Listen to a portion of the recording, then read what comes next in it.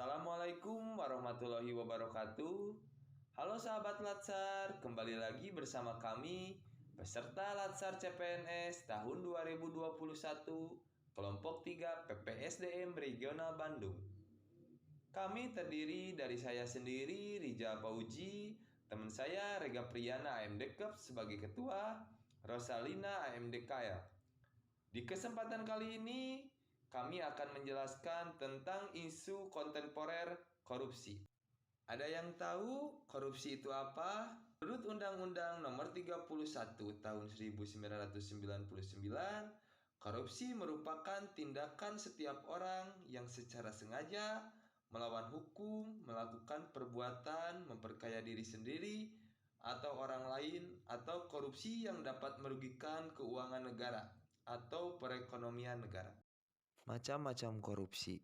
Korupsi yaitu ada 4 macam. Yang pertama korupsi ekstraktif, yang kedua korupsi manipulatif, yang ketiga korupsi nepoletik, dan yang keempat korupsi subversif. Faktor-faktor pendorong terjadinya korupsi. Yang pertama yaitu penegakan hukum yang tidak konsisten.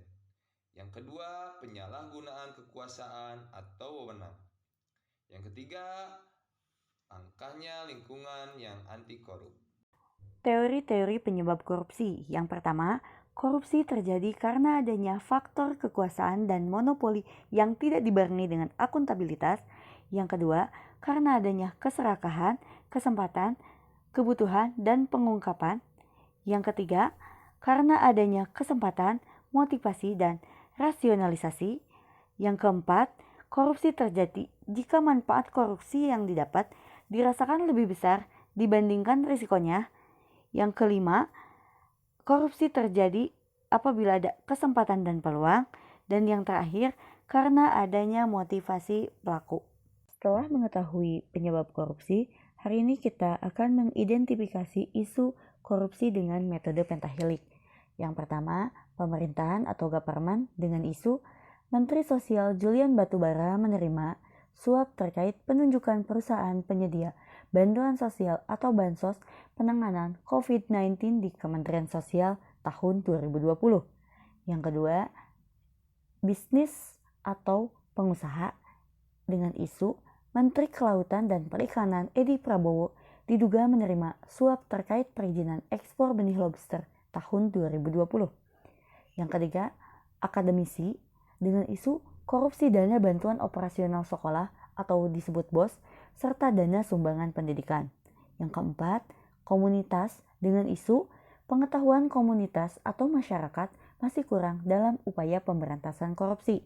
Dan yang terakhir, media dengan isu masih belum optimalnya atau kurangnya peran media massa dalam pencegahan korupsi. Hasil tapisan dengan metode USG. Urgensi, seriousness, dan growth. Dari penyebab isu yang telah diidentifikasi, maka dilakukanlah scoring dengan metode USG dan yang menjadi isu prioritas adalah Menteri Sosial Julian Batubara menerima suap terkait penunjukan perusahaan penyedia bantuan sosial penanganan COVID-19 di Kementerian Sosial tahun 2020. Nah, untuk menganalisis tentang maraknya kasus korupsi itu, akan kita gunakan metode Fishbone, yaitu yang menjelaskan tentang sebab akibat. Maraknya kasus korupsi ini ada beberapa sebab utama. Yang pertama, individu. Yang kedua, organisasi. Yang ketiga, aturan. Dan yang keempat, kultur. Sebab utama individu dikarenakan manusia itu memiliki sifat serakah, tamak, dan gaya hidupnya tinggi. Jadi, dengan apa yang ia miliki sekarang, tidak akan bisa mencukupi gaya hidupnya. Dan yang kedua, organisasi. Sifat pemimpin adalah hal yang utama dalam suatu organisasi. Jika saja pemimpinnya korupsi, apalagi bawahannya. Jadi, harus ada manajemen yang baik, bukan manajemen yang menutupi korupsi. Kemudian, yang ketiga adalah aturan. Telah kita ketahui bahwa lemahnya hukum di negara kita ada hal yang paling utama, yang lancip ke bawah dan tumpul ke atas. Nah, yang keempat adalah kultur, dikarenakan banyak korupsi di negara kita, jadi sudah dianggap lumrah dan sudah sangat lemah. Kemudian, untuk alternatif pemecahan masalah, kita menggunakan metode SWOT. Pada kekuatan strength, deskripsinya adanya aturan pemerintah yang mengatur tindak pidana korupsi. Yang kedua, adanya lembaga khusus KPK yang menangani korupsi tanpa intervensi dari pihak manapun. Yang ketiga, adanya penguatan kesadaran diri untuk bertakwa kepada Allah Subhanahu wa taala.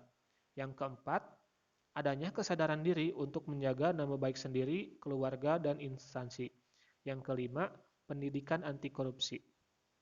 Kelemahannya, korupsi telah menjadi budaya bangsa, rendahnya pengawasan pemerintah, dan moral para pejabat pemerintah yang kurang baik, tidak sadar, dan paham akan nilai-nilai Pancasila. Untuk peluang, satu, adanya transparansi anggaran di seluruh instansi.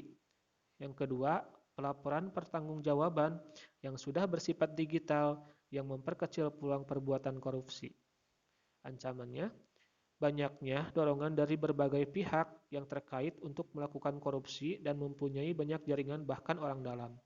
Yang kedua, kerusakan moral. Dan yang ketiga, sifat tamak dan rakus dalam segala hal. Untuk alternatif penyelesaian masalah, kita lihat alternatif penyelesaian masalah nomor 1, menciptakan penguatan produk hukum.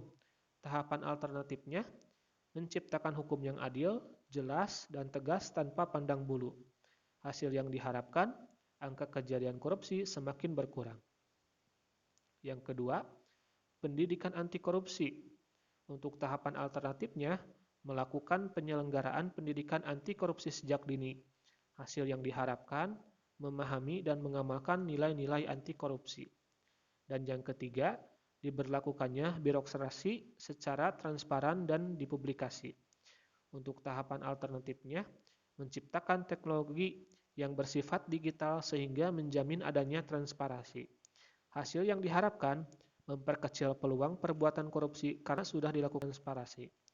Pihak yang terkait, 1. Pemerintah, 2. Akademika, 3. Masyarakat, 4. Media massa, dan yang kelima, pelaku bisnis. Sekian pemaparan dari kami tentang analisis isu kontemporer tentang korupsi. Mohon maaf bila banyak kesalahan. Wassalamualaikum warahmatullahi wabarakatuh.